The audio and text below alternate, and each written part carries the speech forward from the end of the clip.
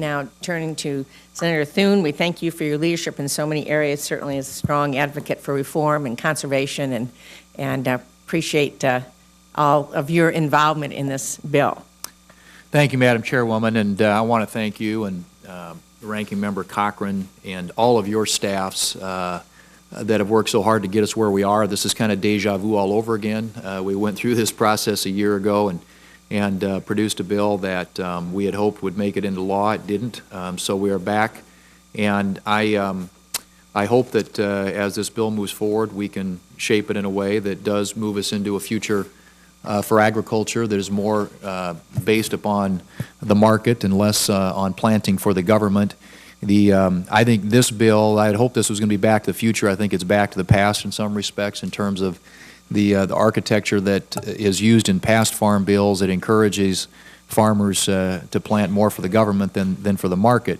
But I do believe that you know, this is a starting point, and in the current climate of budgetary and fiscal constraint, it's important that we subject all areas of federal spending to close examination, and the Farm Bill, of course, is no exception to that. We've got to do our part to try and figure out how to find savings so that we can begin to reduce our deficit and our debt. And of course, we can't exempt any program from reform. Over the past 2 years in preparation for this particular Farm Bill, I've introduced various pieces of legislation that would reform several components of the Farm Bill and save more than $50 billion.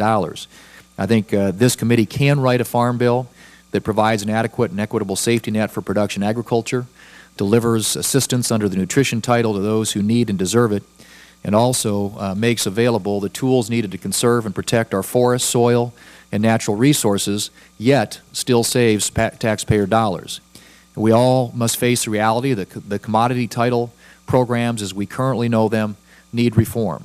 Commodity programs should provide a safety net and not an unnecessary enticement that distorts planting intentions. I commend the members of the various commodity, crop insurance, and conservation wildlife organizations who responsibly came together in the past few weeks and on their own solved the potentially contentious issue of linking conservation compliance to crop eligibility for crop insurance premium assistance. I support the agreement at which they arrived, and I'm pleased that it's included in the bill that we're marking up today. Together with Senator Johannes Roberts, I proposed common sense reforms to the SNAP program that generate significant savings without altering benefits to needy families.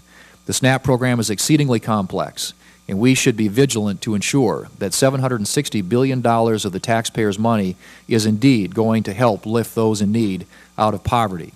Holding states accountable, reforming nutrition, education, and obesity grants, and ensuring that able-bodied adults work part-time or participate in job training are small steps that we can take to improve the SNAP program.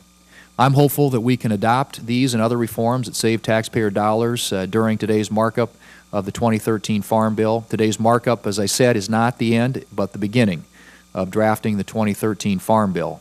I look forward to working with my colleagues as we work to improve this draft of the Farm Bill in committee, on the floor, and ultimately in conference with the House Agriculture Committee to ensure much-needed commodity, nutrition, and conservation reforms are included in the final 2013 Farm Bill. Madam Chairman, I thank you, and I look forward to the discussion and the amendment process. Thank you very much.